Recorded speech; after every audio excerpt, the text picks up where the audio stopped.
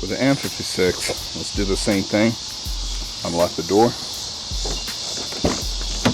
And quickly, let's go over the fuse locations.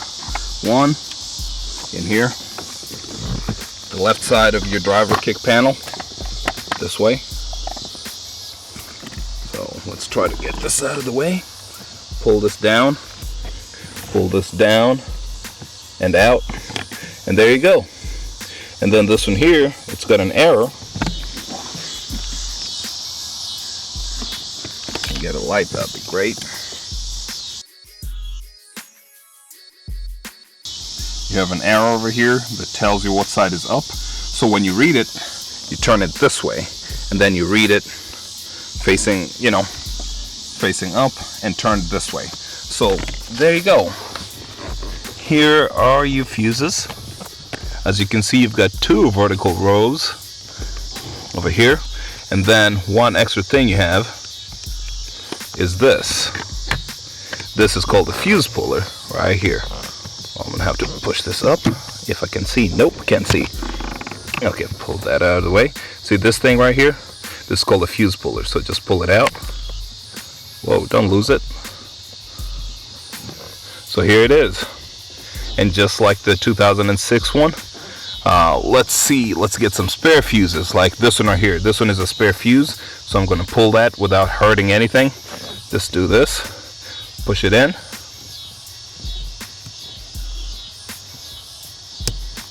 clicked in, then pull out, and then the fuse is going to come out of the other side like this. So see, it's free over there, like this, and drop it. Oh, well, turn sideways, but yeah, there you go. It will drop from the other side. So I'm just going to go ahead and push them. As you can see, these are mini fuses, but typically the standard Nissan fuses will fit as well. These ones are just a little more compact, so let me push it back in there.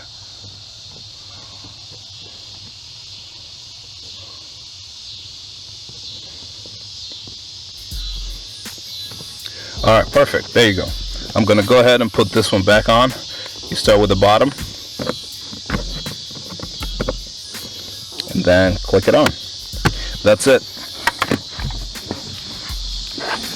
Let's graduate and take it to the engine bay.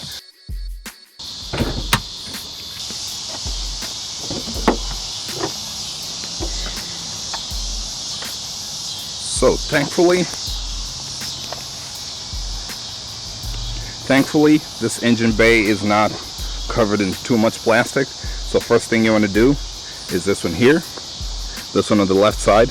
You do have a few accessories over here, and the way I do it, pull it from the bottom, and as I said, pull one side, the other side follows.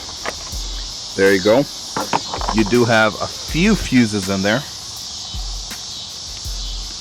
a few fuses, but mainly relays and a fusible link, and this will be labeled here.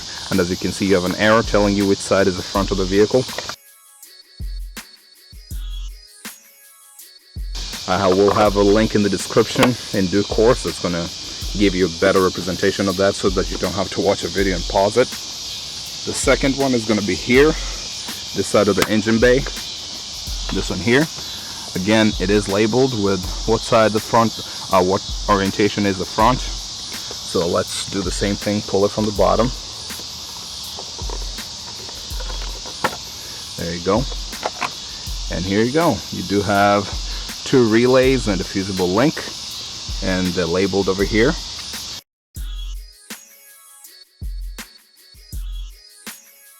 Let's put this back. Mine is missing one of them because I believe this is a, I don't know, headlamp washer. No, I do not have a headlamp washer over there. Anyway, so close that. It's a done deal. Then let's take it to the brake. This is to the battery compartment. Remove that. Alright, so you do have one here.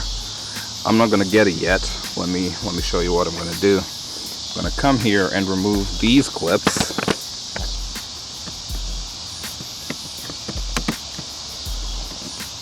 Well, that's missing. There's one right here. There you go.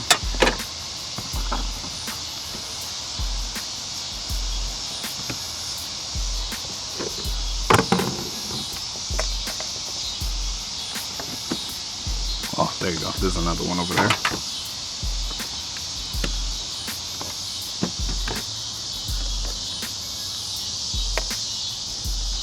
Okay, there you go.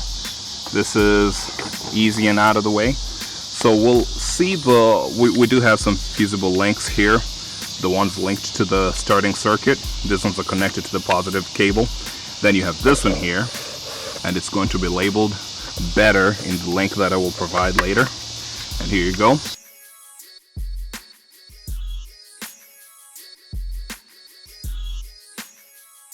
Again, fusible links, a relay, and a few fuses in there. Well, a lot of fuses in there, which is cool. So the big one that you're looking for is this one here. This one is called the IPDM, and it's not so hard to pull it. I just don't want to do it right now because I have to take this apart. And what I'm going to do, what I'll tell you is, think about this as look at my M45 video and you'll know the basics of removing this, which is how you get to your battery over here. Actually, why not just do it? I think I can do it in a few steps. You have clip over there, as you can see that. You have a second one over here, and then this tab here is your magic tab. So let's get those real quick. One.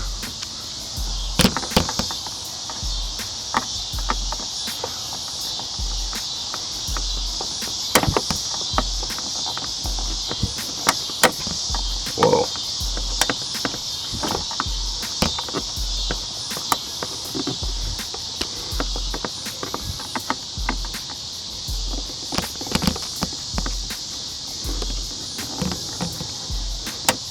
Oh, there you go. Nice. So remove this. Remove this. Oh, this is gonna be this way. Remove this. So here, what I'm gonna do is pull this. Oh, nope, I'm gonna leave that there. This one does not come off easy. Remove this because it's already loose. Set it on the battery. Pull this tab over here. See this tab? Pull it. And pull this out. You saw what happened, right? Then pull this backwards, and there you go. As easy as ABC. So there you go. This is your battery. This is how you gain access to your battery. Okay, I'm not going to be removing the battery today. However, I'll be showing you the IPDM. This is the main fuse box under the engine bay. Let's see if we can remove it today. Maybe not.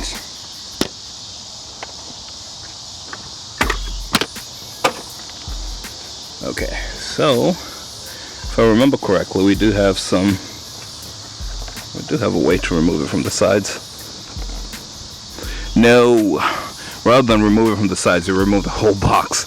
One, you see this clip? Two. We've got two clips here. We do have another one on the side, I know.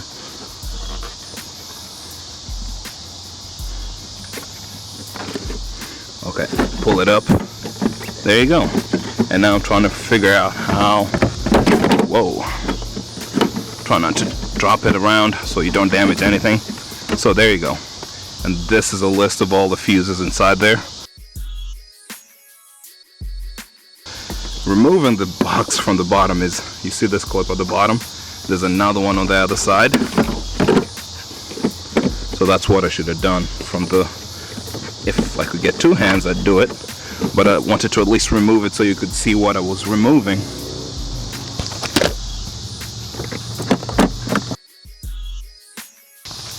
Okay, maybe now I'll be able to do it. I don't know. What I'm trying to do is get both fingers over there.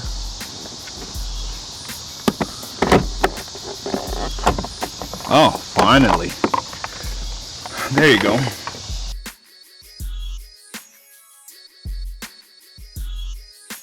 It's not all that impressive. All you have is, you know, fuses and one or two relays. So not too much to deal with, but it's, as I said, inherently easier to just remove it and that you remove it from the compartment in there, then you can deal with it outside. But yeah, there you go. As I said, all you needed was this one here and this one here. Can you do it without removing this? Maybe, but it seemed really difficult. So I'll put this back on. Just slap it on like that. I'm gonna need to to set this down so I can use both hands.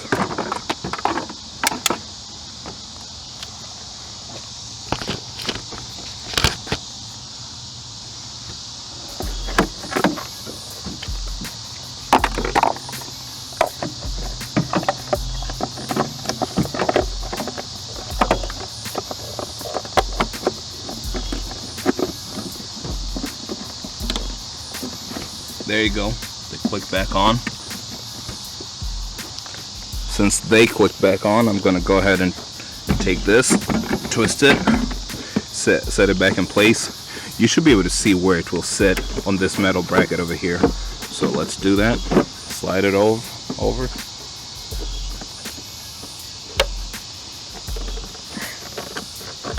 Just like that. I could see these clips clicking in place, and that's it. So at this point, let's just go ahead and put everything back the way we found it. First thing is this clip over here. And again, I gotta tell you that, see, it's double lipped. There's this part over here, this one over here. It needs to go under the glass of the windshield. So when you put it back, just be sure you have it aimed. I usually do this end first. Slide it underneath. Make sure it goes under the glass.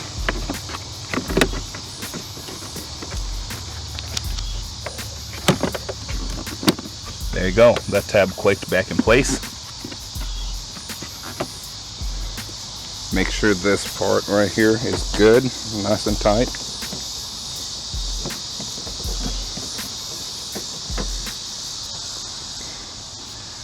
Okay, that is good. Make sure all these are clipped in.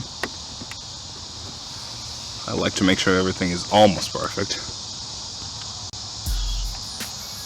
Replace everything you took out.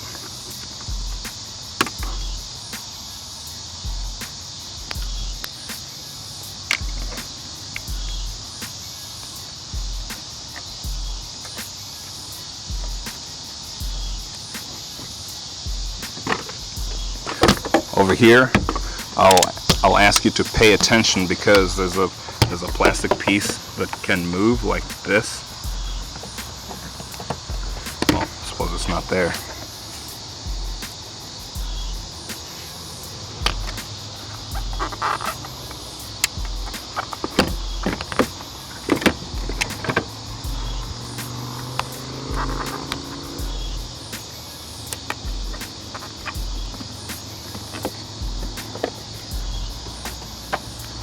Here you got this rubber piece that needs to be set down as well. So when you put your large piece on like this, make sure everything is well aligned. Why does it feel like I'm doing it backwards? So make sure this aligns with that rubber piece I was talking about.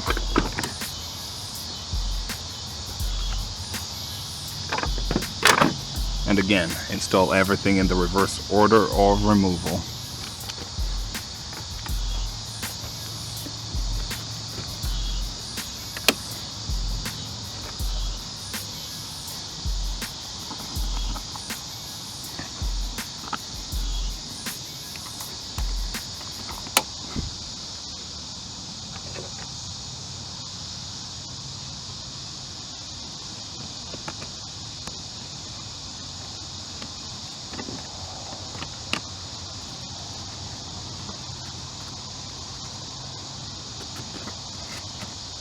Phew.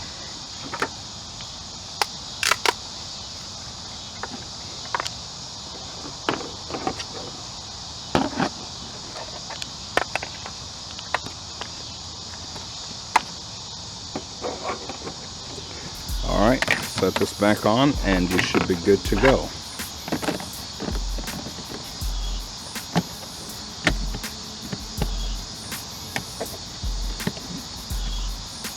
That's it. Man, what happened to daytime? It's already dark. Okay.